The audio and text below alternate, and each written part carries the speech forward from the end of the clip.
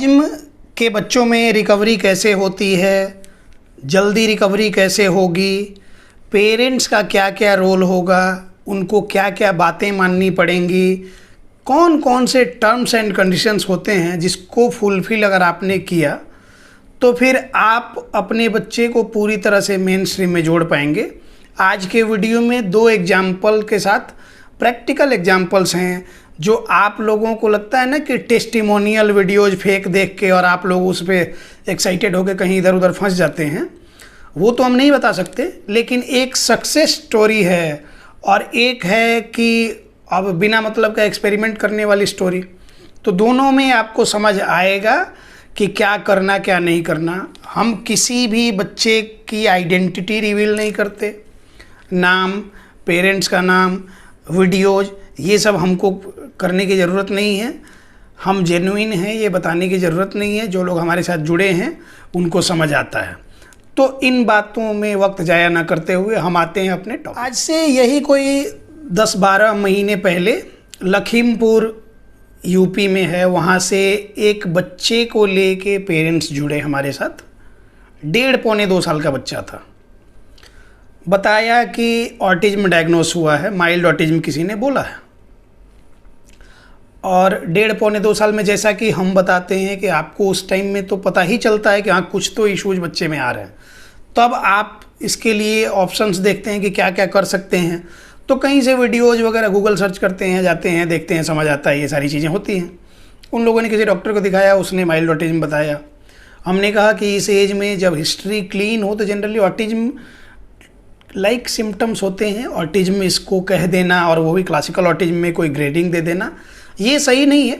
उसका क्राइटेरिया होता है, लेकिन क्राइटेरिया भी होता है बस पेरेंट्स से पूछ के बच्चे को एक आधे घंटे ऑब्जर्व करके तो होगा नहीं, उसके लिए प्रॉपर ऑब्जर्वेशन की ज़रूरत है। तो वो डॉक्टर ने जो किया, पेरेंट के सवाल के आधार पे, पेरेंट के सवाल और पूछा और जवाब के आधार पे उसने डायग्नोसिस दे दिया। उसके बाद और सब चीज़ें भी बता दी कि ठीक होगा नहीं होगा जो भी है। आज वही 1 साल बाद की बात है। अभी लास्ट वीक मेरे साथ उसका रीअसेसमेंट हुआ बच्चे का, और पेरेंट्स ने लिटरली ये बताया कि जब हम आए थे तो पूरी तरह से घबराए हुए थे, लगता था कि ये क्या हो गया, ठीक होगा नहीं होगा। और 1 साल बाद ऐसा है कि बच्चा उनका 95% इम्प्रूव कर चुका है। 95% इम्प्रूव कर चुका है मतलब कि हमने ये करा कि अर्ली इंटरवेंशन की एज है अभी इसके अकॉर्डिंग मैनेजमेंट जैसा बताया जाएगा करना है। ऑनेस्टली जो कहा जाएगा उन बातों को मानना है।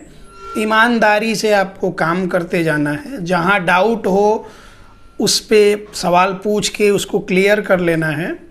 पेरेंटिंग का रोल इम्पॉर्टेंट है, सोशल इंटरेक्शन इम्पॉर्टेंट है, बताया गया।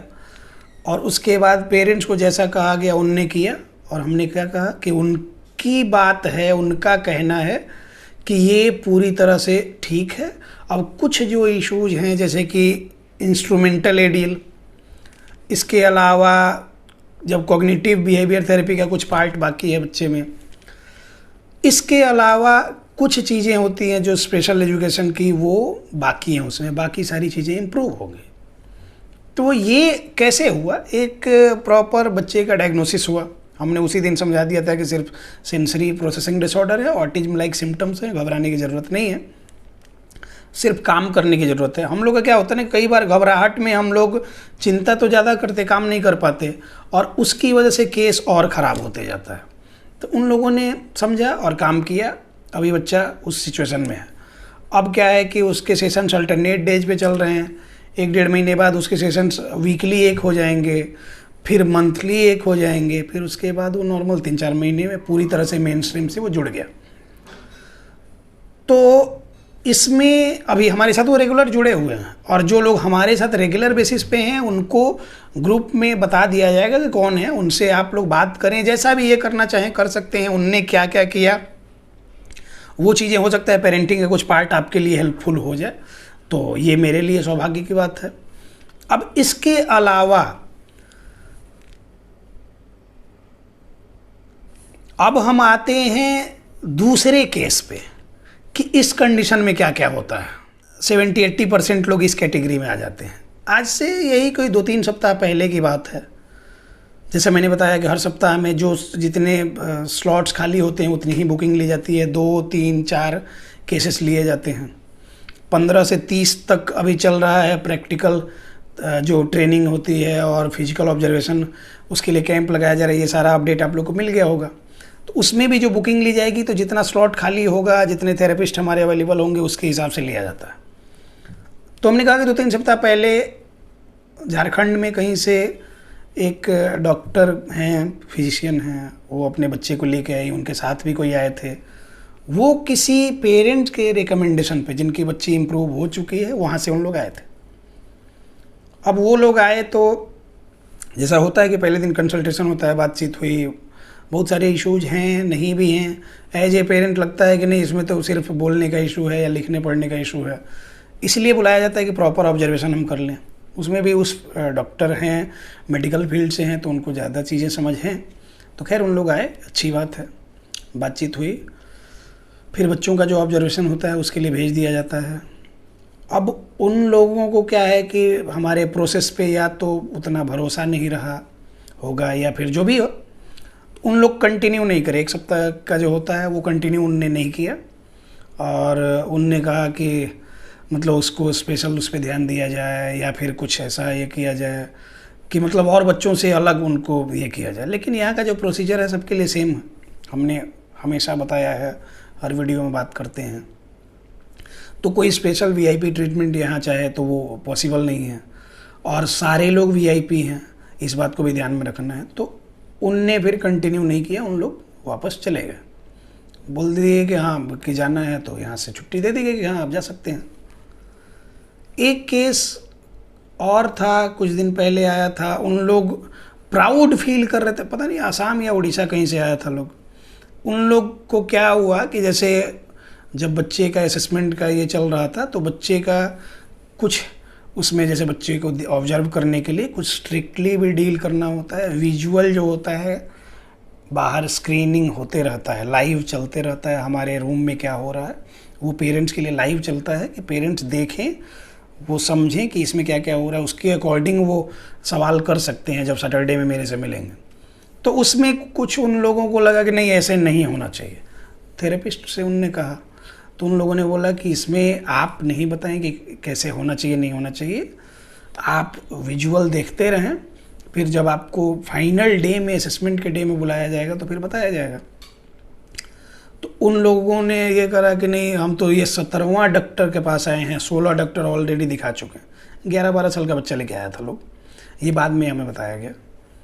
तो अब इस बात में मतलब कि उन पे कोई रोए कि हंसे कि गुस्सा करे कि दया करे, ये तो समझ आना मुश्किल है। मतलब कि वो दया के पात्र है, 17वां डॉक्टर ये, और उस पर उन लोगों को प्राउड फील हो रहा है 17वां डॉक्टर आ गए। मतलब कि 16 डॉक्टर आप गए, सारी उम्मीद तो ख़त्म हो चुकी है, तो 17वां जहाँ आए हैं तो इसमें इतना प्राउड होने की ज़रूरत क्या। ये तो ऐसा हुआ कि हम तो 7 मर्डर कर चुके हैं या 17वां मर्डर करने जा रहे हैं, तो ये प्राउड की बात।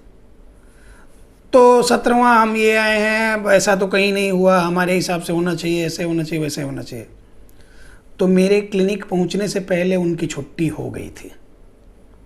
जो एडमिनिस्ट्रेटर हैं यहाँ पे, उनके पास बात गई और उन्होंने कहा कि आपको अगर हमारे प्रोसेस पे ट्रस्ट नहीं है तो आप यहाँ से जा सकते हैं। वो चले गए। हो सकता है कहीं और प्राउड फील कर रहे हो कि 18वें डॉक्टर के पास आ जाए। तो एक और केस है कि वो पटना में ही कहीं से था, उन लोग हमारे पास आया था और बोला कि हम जब दिल्ली में थे तो हम एम्स में दिखाते थे, महीना में 1 दिन जाते थे, उन लोग जो सिखा देते थे वही आके हम करते थे। और 5-5.5 साल का बच्चा लेके आया और बच्चे में सारी वो प्रॉब्लम्स हैं जो कि एक mild to moderate case autistic बच्चे में होती हैं।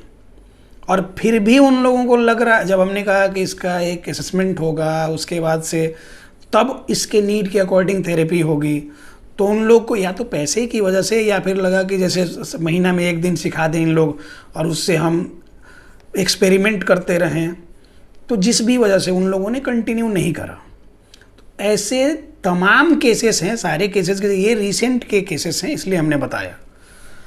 अब दूसरे पक्ष में जो भी बातें हम दूसरे एपिसोड में बता रहे हैं, ये सारे केसेस में क्या है कि या तो आत्ममुग्ध पेरेंट्स, आत्ममुग्ध मतलब उनको लगता है कि सब कुछ वो कर सकते हैं क्योंकि उनने 10-20 चैनल देख रखा, सारा का मिक्सचर बना के रखा है कि अच्छा इसमें ये नहीं मिला तो उसमें चले जाते हैं, उसमें वो नहीं मिला उसमें चले जाते हैं, उसमें चले जाते हैं, ऐसा। या तो ये है, या तो बहुत सारे लोगों को क्या है कि वो समझ ही नहीं आ रहा, या फिर वो माइंडसेट बना चुके कि अब जो होगा सो होगा, अब रहने देते हैं। या आधा अधूरा नॉलेज लेकर चलने वाले। आधा अधूरा नॉलेज इन द सेंस कि इसका पता नहीं, लेकिन 50 जगह से कुछ कुछ देखने के बाद लगा कि नहीं ये करें, या फिर पैसा बचाने के चक्कर में। तो इस तरह की मेंटेलिटी जिन जिन लोगों की है, वो अभी की बात नहीं है, आज से 2-3 साल बाद भी अगर आप हमारे पास आएंगे या सेल्फ एनालाइज आप करेंगे अपने आप को, तब भी आपको समझ में आएगा कि आपने क्या मिस्टेक की है। और पहले केस में हमने बताया कि कैसे उनका बच्चा पूरी तरह से मेन स्ट्रीम से जुड़ गया, और इन सारे लोगों का रिकॉर्ड हमारे पास होता है। कोई आए पर्सनली ये करे, उसको मिल जाएगा, वो पर्सनली जाके उनसे समय लेके मिल ले, उनसे बात करके कोई टाइम मांग के कॉल पे बात कर ले कि हाँ आपका बच्चा कैसा नहीं है, कैसा है, कैसे किया, कैसे नहीं हुआ, ये सारी बातें समझ ले। तो दोनों केसेस में चुनाव आपका है, आप क्या चुनना चाहते हैं। आज से 1-2 साल बाद आपका बच्चा वैसा ही मिलेगा। आप पैसे के लिए कंजूसी करते हैं, बाद में पैसा खर्च करने के लिए प्रिपेयर हो जाएगा माइंड आपका, लेकिन बच्चे को ठीक करने का ऑप्शन नहीं होगा, क्योंकि कम एज में जो रिकवरी होती है वो एज बढ़ते बढ़ते बढ़ते बढ़ते एक तरह से सारे सिम्टम्स परसिस्ट कर जाएंगे, और जो परसिस्ट कर गए तो फिर उनको निकालना अपने आप में एक अलग टास्क हो जाता है। उसके बाद 5 साल के एज तक ब्रेन हमारा डेवलपिंग स्टेज में होता है बच्चे का, तो उसमें जल्दी रिकवरी होती है। बाद में रिकवरी नहीं होगी ऐसा नहीं है, लेकिन इस केस में जल्दी रिकवरी होगी, इस एज में जल्दी रिकवरी होगी, सीवियरिटी के अकॉर्डिंग, पेरेंटिंग के अकॉर्डिंग। इसके अलावा उसके लिए, बच्चे के लिए जो नीड बेस्ड थेरेपी है, स्ट्रक्चर्ड वे में जा रहे हैं कि नहीं प्लान, इसके अकॉर्डिंग से रिकवरी सारी बातों पर डिपेंड करती है। चुनाव आपका है, सामने रिजल्ट आपके आएगा। जैसा 10 साल से बॉडी मेरी ऐसी ही है, हमने अगर रेसलिंग का चुनाव किया होता तो हो सकता है कि कोई रेसलर होते। हमने मेडिकल फील्ड चुना, शुरू से था, हमने वो चुना, हम वो बन गए। हम एक्टिंग का फील्ड चुनते, एक्टर बन सकते थे। जो करना चाहते कर सकते थे, लेकिन इसकी प्लानिंग बहुत पहले हो जाती है। जब 9th 10th 11th 12th में आप होते हैं, तब से होता है कि आगे क्या करना है। ये नहीं कि सडन ये करा कि हमको डॉक्टर बन जाना है और गए, फिर उसके बाद से, और आजकल तो मिल रहा है गूगल और कहाँ से ABA थेरेपी का सर्टिफिकेट, तो स्पीच थेरेपी का लेके वही घुस जाते फील्ड में और मेंटर नाम रख लेते, या मोटिवेशनल स्पीकर या लाइफ कोच लिख देते। नहीं होता तो कहते कि NLP प्रोग्रामर हैं, ये भी लिख सकते थे। उन लोग आपको बताता है कि कब सोना है, कैसे उठना है। अब ये भी अगर किसी को नहीं आता हो कि सोना कैसे, उठना कैसे हो, तब तो ज़िंदगी झंडे। तो ये सारी बातें, समझदार हैं आप, समझिए, समय रहते समझिए। बच्चे को थेरेपी की नीड है, थेरेपी कराइए, नहीं तो आप पछताए होत क्या जब चिड़िया चुग गई खेत वाली सिचुएशन आपकी भी होगी। धन्यवाद।